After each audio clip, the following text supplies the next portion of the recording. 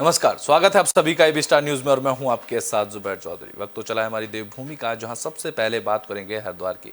आपको बता दें कि जहरीली शराब पीने से हुई मौतों के मामले में पुलिस ने खुलासा किया है और पुलिस ने इस मामले में मुख्य आरोपी को भी गिरफ्तार कर लिया है। पतरी थाना क्षेत्र स्थित फूलगढ़ गांव में हुए शराब कांड का पुलिस ने खुलासा कर दिया। पतरी थाने में हुई प्रेस वार्ता में हरिद्वार के एसएसपी योगेंद्र सिंह रावत ने दावा किया है कि कच्ची शराब पीने की वजह से फूलगढ़ के 5 लोगों की मौत हुई है। इस कांड में मुख्य आरोपी को भी पुलिस ने गिरफ्तार कर लिया है। गिरफ्तार आरोपी का नाम विजेंद्र बताया जा रहा है, जो कि फूलगढ़ गांव के ही निवासी हैं।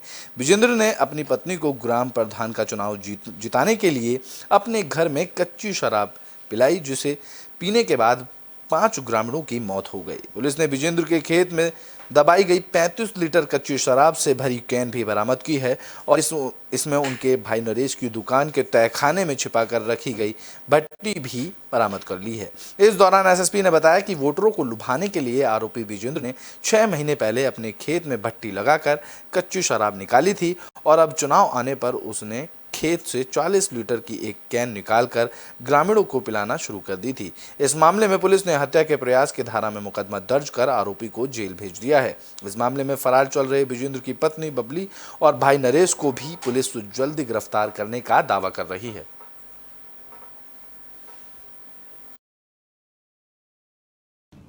इसके खिलाफ हमने 302 का मुकदमा कायम किया है। इसको हमने गिरफ्तार कर लिया है और जो पूरा घटनाक्रम है वो इस प्रकार है कि ये एक झोला छाप टाइप का डॉक्टर भी है ये, और ये पूर्व में इसने अपने खेतों में ये शराब निकाला करता था और आज से करीब 5-6 महीने पहले इसने खेतों में शराब निकालकर उनको केन में बंद करके दबा दिया था। तो बुलेटिन में बात अब रुड़की की कर लेते हैं, जहां शराब से हुई मौतों को लेकर अब कांग्रेस और बीजेपी आमने सामने आ गई है। बता दें कि हरिद्वार जिले में एक बार फिर शराब के सेवन से हुई ग्रामीणों की मौत के बाद राजनीतिक सियासत फिर से शुरू हो चुकी है। इस घटना पर कांग्रेस बीजेपी को दोषी ठहरा रही है। कांग्रेस के राष्ट्रीय सचिव और पूर्व विधायक काजी निजामुद्दीन ने प्रदेश सरकार पर लापरवाही किए जाने का आरोप लगाया है। उन्होंने कहा है कि हरिद्वार तीर्थ स्थल है, लाखों की संख्या में श्रद्धालु हरिद्वार आते हैं और हरिद्वार जिले में जहरीली शराब कैसे उपलब्ध हो रही है, जो लोगों की जिंदगियों को उजाड़ रही है। तीर्थ स्थल में जहरीली शराब का आना सरकार की लापरवाही को दर्शाता है। दरअसल लक्सर के पथरी थाना क्षेत्र के गांव शिवगढ़ उर्फ तेलीवाला फूलगढ़ में कच्ची शराब पीने से 7 लोगों की मौत हुई थी। घटना की जानकारी मिलते ही पुलिस प्रशासन की टीम मौके पर पहुंच गई, जहां कच्ची शराब पीने की वजह से 5 ग्रामीणों की मौत शनिवार को हुई, जबकि 2 ग्रामीणों ने शुक्रवार को दम तोड़ दिया था। हालांकि प्रशासन ने पतरी थाना इंचार्ज और क्षेत्रीय आबकारी अधिकारी को सस्पेंड कर दिया है और इस मामले में अब पुलिस लगातार जाँच कर रही है।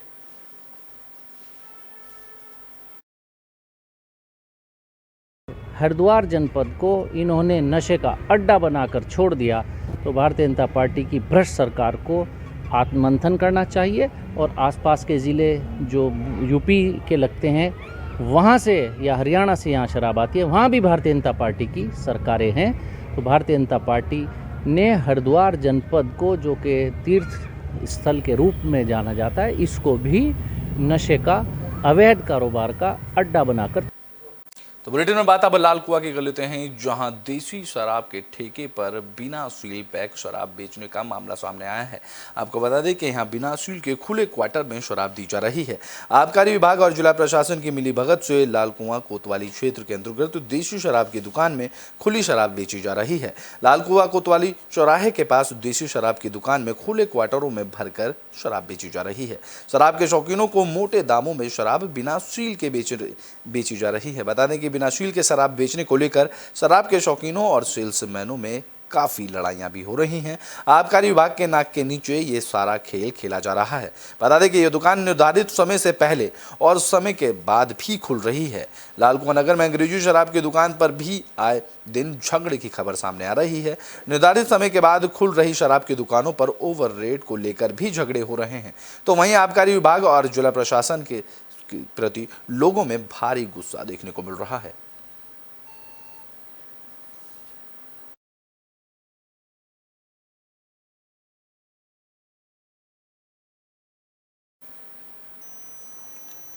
तो बुलेटिन में बात कर लेते हैं ऋषिकेश की, जहां पर चून की दुकान पर शराब बेची जा रही है। बता दें कि उत्तराखंड में लगातार शराब के खिलाफ कार्रवाई की जा रही है, जिसको लेकर ऋषिकेश के एम्स पुलिस चौकी के अंतर्गत शिवाजी नगर गली नंबर 25 में परचून की दुकान पर शराब बिक्री के खिलाफ स्थानीय लोग भड़क गए हैं। लोगों ने दुकान पर हंगामा करते हुए दुकानदार को खूब खरी खोटी सुनाई, जिसके बाद शराब की अवैध बिक्री बंद कराने के लिए दबाव भी बनाया। साथ ही दुकान खाली कराने के लिए दुकान मालिक को भी चेतावनी दी। स्थानीय निवासियों के मुताबिक शिवाजी नगर में कई महीनों से कमाल अधिकारी नाम के एक व्यक्ति परचून की दुकान की आड़ में शराब की अवैध बिक्री कर रहा है, जिसे कई बार शराब की बिक्री नहीं करने की बात कही गई है, लेकिन दुकानदार ने स्थानीय लोगों की चेतावनी को अनसुना कर दिया। आखिरकार गली के लोगों का गुस्सा दुकानदार के खिलाफ फूट पड़ा। लोगों ने दुकान के बाहर जमकर हंगामा करते हुए दुकानदार के खिलाफ मोर्चा खोल दिया। मामला जंगल में लगी आग की तरह फैला तो मौके पर पार्षद जयेश राणा भी पहुंच गए। उन्होंने दुकान मालिक को मौके पर बुलाया, जहां शराब बिक्री की जानकारी देते हुए दुकान खाली कराने के लिए कहा गया। इस दौरान शराब की अवैध बिक्री करने वाले दुकानदार लोगों की भीड़ के आगे ही बहस करता हुआ नजर आया। तो उस दौरान दुकानदार ने कहा कि दुकान खाली करने से क्या होगा, यह धंधा तो बेरोक टोक चलता ही रहेगा, फर्क इतना होगा कि यहाँ नहीं तो कहीं और चलेगा। दुकानदार के इस जवाब को सुनकर लोग हैरत में पड़ गए और फिर आखिरकार अवैध शराब की बिक्री के लिए दुकानदार को किसका संरक्षण प्राप्त है। काफी देर तक चले इस हंगामे के बीच दुकान के मालिक ने दुकान खाली करने के लिए 1 दिन का समय मांगा। लोगों ने चेतावनी दी है कि अगर दुकान खाली नहीं कराई गई तो स्थानीय लोग मिलकर कोतवाली पुलिस से इसकी शिकायत करेंगे। गली नंबर 25 के निवासियों ने बताया कि शराब की अवैध बिक्री होने से दिन ढलते ही गली में बेवड़ों का जमावड़ा लग जाता है, जिससे क्षेत्र का माहौल खराब हो रहा है।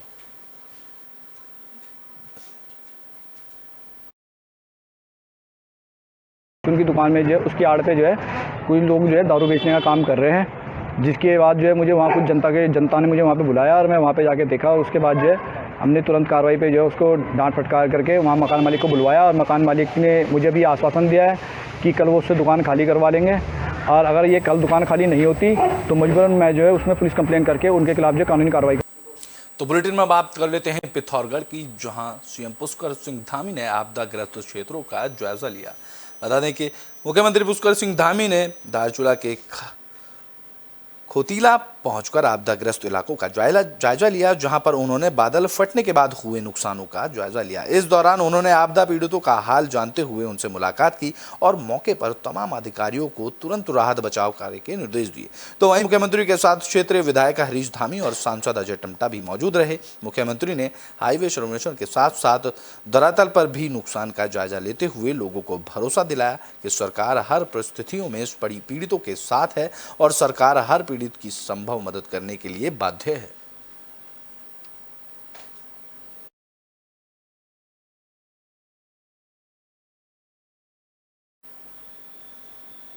तो बुलेटिन में बात कर लेते हैं देहरादून की, जहां प्रधानमंत्री नरेंद्र मोदी के जन्मदिन को लेकर उत्तराखंड में तैयारियां की जा रही हैं, जिसको लेकर बीजेपी प्रदेश अध्यक्ष महेंद्र भट्ट ने कार्यकर्ताओं के साथ वर्चुअली बैठक की। प्रधानमंत्री नरेंद्र मोदी के 17 सितंबर को जन्मदिन है, जिसे भारतीय जनता पार्टी सेवा और सुशासन पखवाड़े के रूप में देश भर में मनाएगी, जिसके संबंध में उत्तराखंड भारतीय जनता पार्टी के प्रदेश अध्यक्ष महेंद्र भट्ट ने जानकारी देते हुए बताया कि यह कार्यक्रम उत्तराखंड में भव्य मनाने के लिए सभी कार्यकर्ताओं के साथ वर्चुअली बैठक की गई है, जिसमें सभी को कार्यक्रम को बेहतर बनाने के लिए कहा गया है। और इस जश्न के दौरान बीजेपी कार्यकर्ता जगह जगह पर स्वास्थ्य कार्ड और रक्तदान शिविर का आयोजन करेंगे। यह जश्न प्रधानमंत्री नरेंद्र मोदी के जन्मदिन से शुरू होकर 2 अक्टूबर यानी कि गांधी जयंती और लाल बहादुर शास्त्री की जयंती तक मनाया जाएगा। पार्टी का उद्देश्य है कि उत्तराखंड देश में सेवा सुशासन पखवाड़े को मनाने वाली अग्रणी राज्य बने। इसके लिए पार्टी स्तर पर हर तरह की तैयारियां की गई हैं।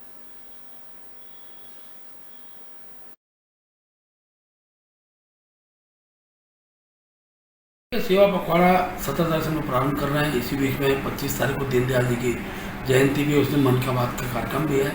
अब 2 अक्टूबर को महात्मा गांधी लाल बहादुर शास्त्री की जयंती।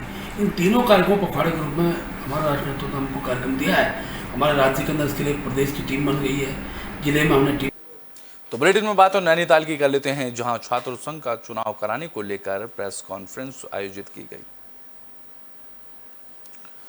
कुमाऊं विश्वविद्यालय में छात्र संघ चुनाव न कराए जाने को लेकर पूर्व छात्र संघ पदाधिकारियों ने सरकार के खिलाफ हुंकार भरी। नैनीताल स्थित कुमाऊं विश्वविद्यालय के 1980 से अब तक कि छात्र नेताओं ने एक मंच पर इकट्ठा होकर राज्य सरकार से जल्द चुनाव की तारीख की घोषणा करने की मांग की है। नैनीताल राज्य अतिथि गृह सभागार में इकट्ठा हुए सभी पूर्व और वर्तमान छात्र नेताओं ने राज्य सरकार से जल्द छात्र संघ चुनाव करवाने की मांग की। पूर्व छात्र संघ अध्यक्ष दीपक रूपाली ने कहा कि सरकार राजनीति में अपना भविष्य बनाने वाले छात्र नेताओं के भविष्य को खत्म करने की वजह से चुनाव नहीं करा रही है। पूर्व सांसद महेंद्र पाल ने कहा कि चुनाव एक संवैधानिक प्रक्रिया है। उन्होंने आरोप लगाते हुए कहा कि राज्य सरकार छात्र संघ चुनावों से भाग रही है। देश में कोरोना संक्रमण के चलते चुनाव स्थगित किए गए थे। अब देश में कोविड से हालात पूरी तरह से सामान्य हो चुके हैं। देश में विधानसभा, लोकसभा और पंचायत चुनाव तक सरकार आयोजित करवा चुकी है। लिहाजा सरकार को जल्द से जल्द छात्र संघ चुनाव करवाने चाहिए। अगर राज्य सरकार की तरफ से समय पर छात्र संघ चुनाव का नोटिफिकेशन जारी नहीं करती है तो प्रदेश भर के छात्र नेता एकजुट होकर उग्र आंदोलन के लिए बाध्य होंगे। इसके लिए उन्हें जेल भी क्यों न जाना पड़े, लेकिन ये सभी छात्र उग्र आंदोलन करेंगे। सीधी सी मांग है राजनीति से ऊपर उठ के उत्तराखंड के अंदर लिंडो कमीशन पर आधारित जो नियम दिए गए हैं उस आधार पर उत्तराखंड सरकार इलेक्शन की घोषणा करें, एक डेट नोटिफाई करें, जिससे कि यूनिवर्सिटी, जितने भी यूनिवर्सिटीज़ है, कॉलेज है, वो अपने अपने यहाँ इलेक्शन कराएं नियमानुसार और सारे स्टूडेंट को एश्योरेंस दे। तो बुलेटिन में बात देहरादून की कर लेते हैं, जहां बीजेपी के विधायक खजान सिंह खुद बीजेपी पार्टी से नाराज चल रहे हैं। आपको बता दें कि स्मार्ट सिटी के कामों में धीमी रफ्तार को लेकर ये विधायक नाराज हैं। देहरादून के MDDA कार्यालय में स्मार्ट सिटी के कार्यों की समीक्षा के दौरान बीजेपी विधायक खजान दास ने स्मार्ट सिटी के कार्यों में धीमी रफ्तार पर नाराजगी जताई। उन्होंने कार्यों पर लापरवाही जताते हुए चेतावनी दी कि देहरादून में सभी सड़कों पर अगर 25 सितंबर तक गड्ढा मुक्त नहीं हुई तो वह व्यापारियों के साथ बैठकर धरना देंगे। उधर बैठक की अध्यक्षता कर रहे मेयर सुशील उनियाल गामा ने भी स्मार्ट सिटी प्रोजेक्ट के तहत चल रहे निर्माण कार्यों की सुस्त रफ्तार पर नाराजगी जताई है। इस दौरान खजान दास ने कहा कि उनकी तरफ से कई बार अधिकारियों से वार्ता करने पर सरकार को अवगत कराने के बाद भी स्मार्ट सिटी के कार्यों में तेजी नहीं आ रही है। इसके चलते शहर की जनता परेशानियों का सामना करना पड़ रहा है। इसलिए अब उनके पास धरने कर बैठने के अलावा कोई दूसरा विकल्प नहीं बचा है।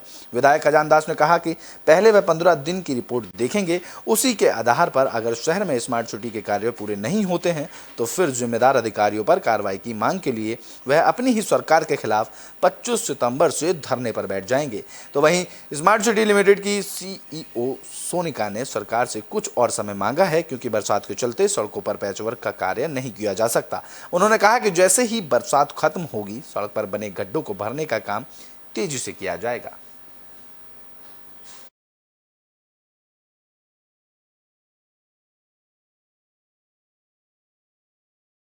पता नहीं लग रहा है कि कहाँ पर काम हुआ, कहाँ पे नहीं। तो इस बात को लेकर के मैंने जरूर कहा है कि यदि 25 तारीख तक आपने अपने कार्य प्रणाली में सुधार नहीं लाया तो मैं जनता के साथ में धरने पर बैठूंगा। और माननीय मुख्यमंत्री जी को मैं धन्यवाद ज्ञापित करना चाहूँगा और बधाई देना चाहूँगा कि उन्होंने तुरंत निर्णय लिया और स्मार्ट सिटी का जो वर्क था, जो किसी कार्यदायी संस्था को जो स्टार्ट ही नहीं कर रही थी लंबे समय से, उसका काम छीन लिया गया है, वो दूसरी संस्था को काम दिया है। तो बुलेटिन में बात उत्तरकाशी की कर लेते हैं, जहां अमृत महोत्सव घाट पर हाट कार्यक्रम आयोजित किया गया। इस दौरान डीएम ने लोगों से गंगा स्वच्छता की शपथ दिलाई। राष्ट्रीय स्वच्छ गंगा मिशन जल शक्ति मंत्रालय भारत सरकार के तत्वाधान पर आजादी के अमृत महोत्सव घाट पर हाट कार्यक्रम का आगाज हो गया है। उत्तरकाशी जिलाधिकारी अभिषेक रोहेला, नगर पालिका अध्यक्ष रमेश सेमवाल ने कार्यक्रम का शुभारंभ किया। जिलाधिकारी ने उपस्थित लोगों से गंगा स्वच्छता की शपथ दिलाई। कार्यक्रम में गंगा की निर्मलता बनाए रखने और उसको लेकर जन जागरूकता पर विभिन्न सांस्कृतिक और नुक्कड़ नाटक कार्यक्रम भी किए गए। कार्यक्रम में विभिन्न विभागों में स्टॉल भी लगाए गए। इस दौरान जिलाधिकारी ने कहा कि नमामि गंगे परियोजना के तहत गंगा में लगे शहर और गाँव में अलग अलग कार्यक्रम आयोजित किए जा रहे हैं।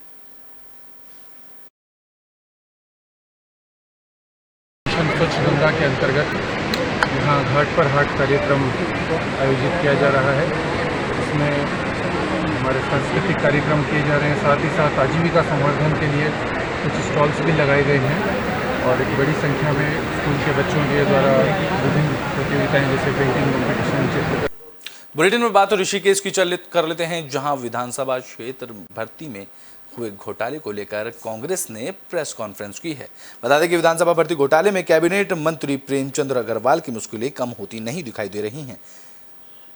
कांग्रेस लगातार मुद्दे को उठाकर भुनाने की कोशिश में लगी हुई है। इस कड़ी में अखिल भारतीय कांग्रेस कमेटी के सदस्य जयेंद्र रमोला ने त्रिवेणी घाट स्थित एक होटल में प्रेस वार्ता की।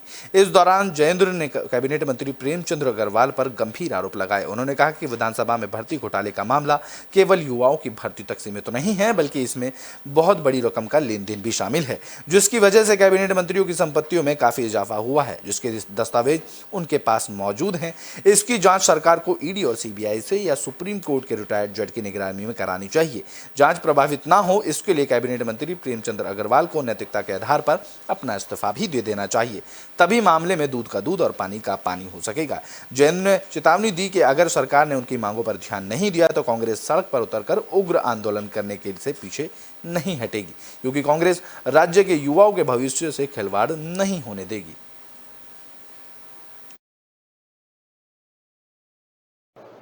हाँ, देखिए भरत, बिहार 279/1 जो एक विवादित खसरा है, उसमें अगर विनय भाई, अमित भाई, सागर जी, आप लोग अगर एनओसी लेने जाएंगे या आप लोग अगर एक कमरा बनाने जाएंगे तो आपको तमाम तरह के उससे सामना करना पड़ेगा।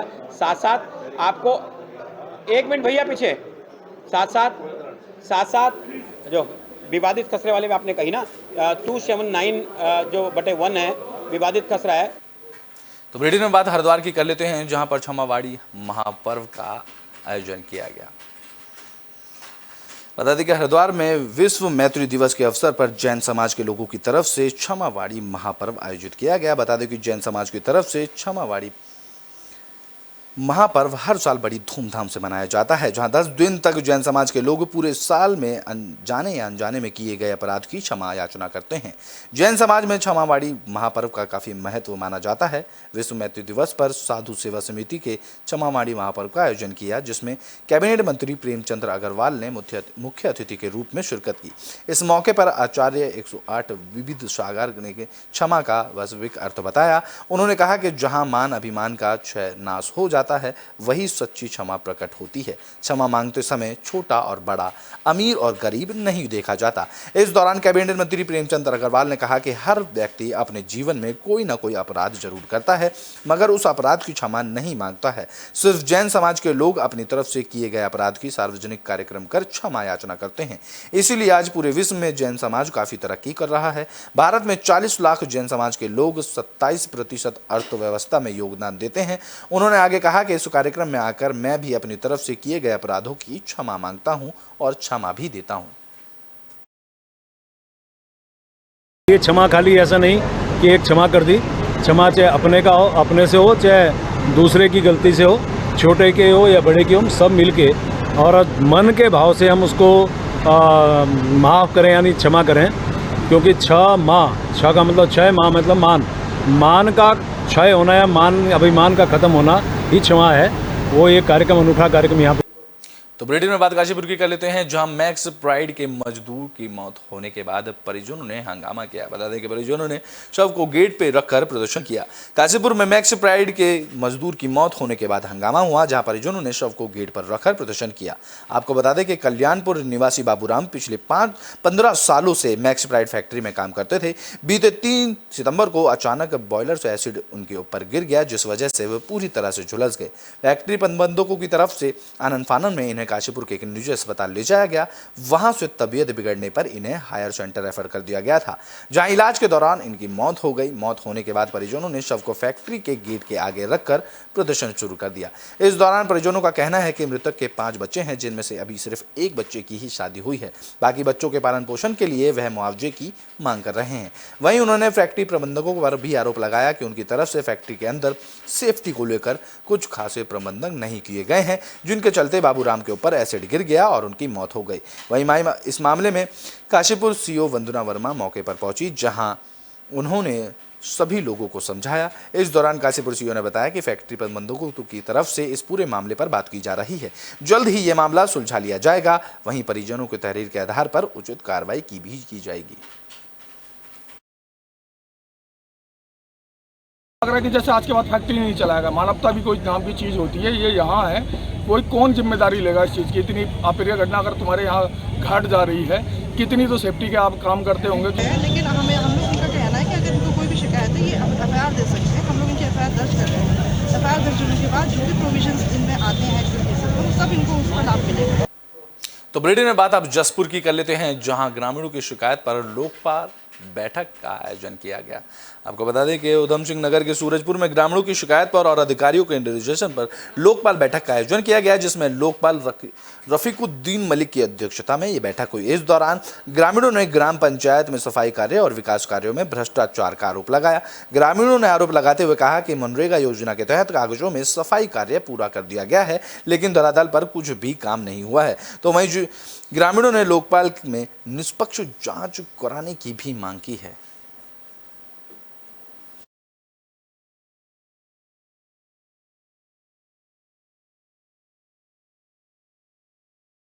माननीय लोकपाल जी का दौरा था और सभी गांव की एक शिकायत थी, कुछ जैसे नहर से संबंधित थी, इसमें कार्य दिखाया गया था, वो सफाई नहीं हो पाई थी।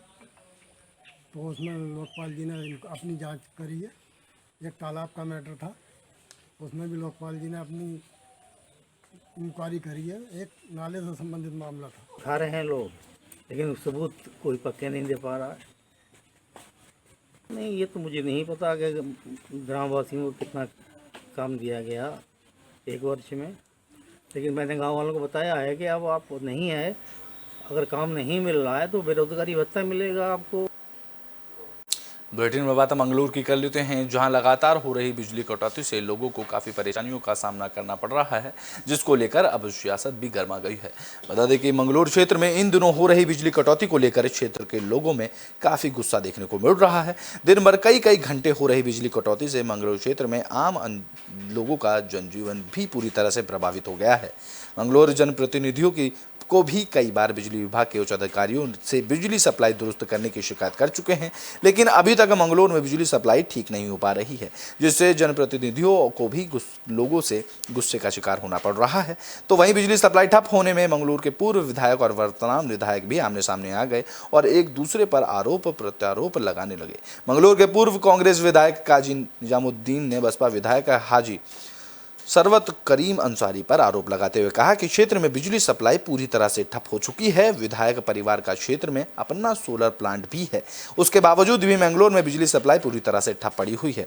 बिजली सप्लाई की आपूर्ति मंगलूर क्षेत्र में लगे हुए सोलर प्लांट की मदद से भी पूरी की जा सकती है। तो वहीं इसको लेकर वर्तमान विधायक हाजी सरवत करीम अंसारी ने पलटवार करते हुए कहा कि चुनाव में हुई हार से पूर्व विधायक बौखला गए हैं, इसलिए अनाप शनाप बयान दे रहे हैं। मंगलूर में बिजली सप्लाई जल्द ही दुरुस्त कर ली जाएगी।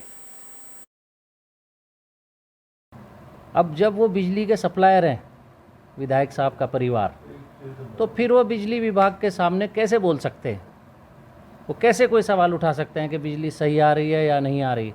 किसी विभाग का कोई सप्लायर हो तो उसकी हिम्मत नहीं है कि विभाग से सवाल करने की। तो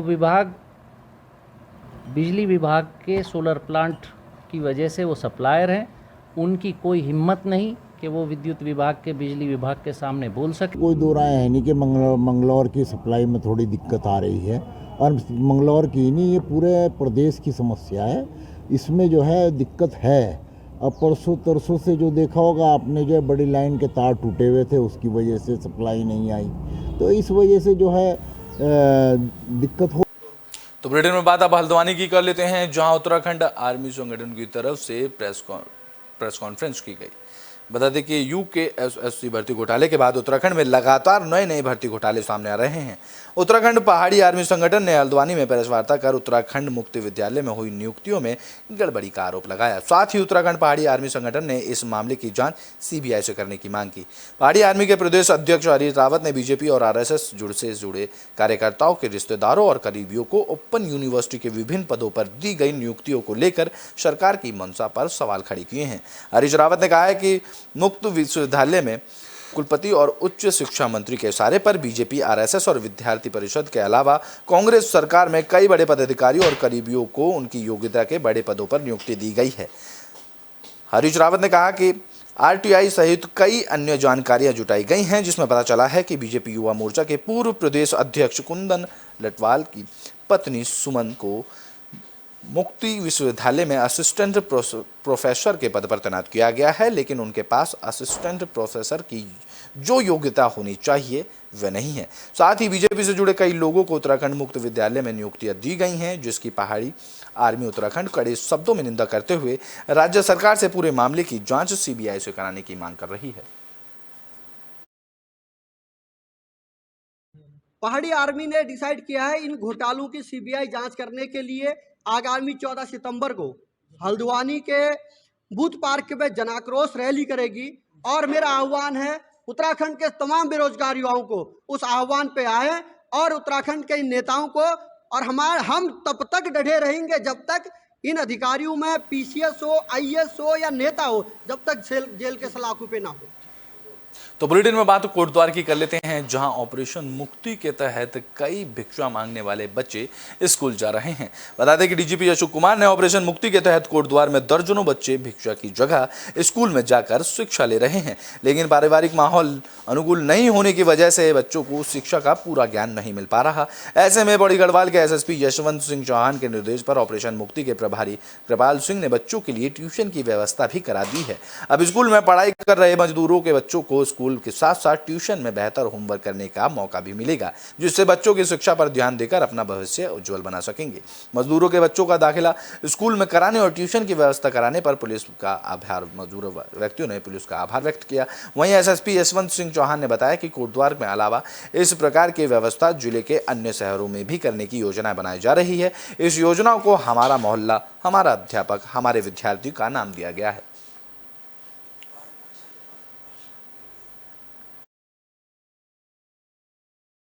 विद्यार्थी और ये बच्चे जैसे स्कूल से वापस आएंगे तो शाम 4 बजे से ये बच्चे यहाँ पर 2 घंटे के लिए बतौर कोचिंग या ट्यूशन करेंगे, और यहीं के लोग आपस में मिलजुल कर जो टीचर को पे करेंगे, जो भी होगा वहाँ से जो है। और इसलिए हमने ये कराया कि बच्चों को काम नहीं कलम चाहिए, बच्चों को काम नहीं किताब चाहिए। और बच्चे जब घर में आसपास आकर घूमते हैं तो घूमना अलग होता है, खेल अलग होता है।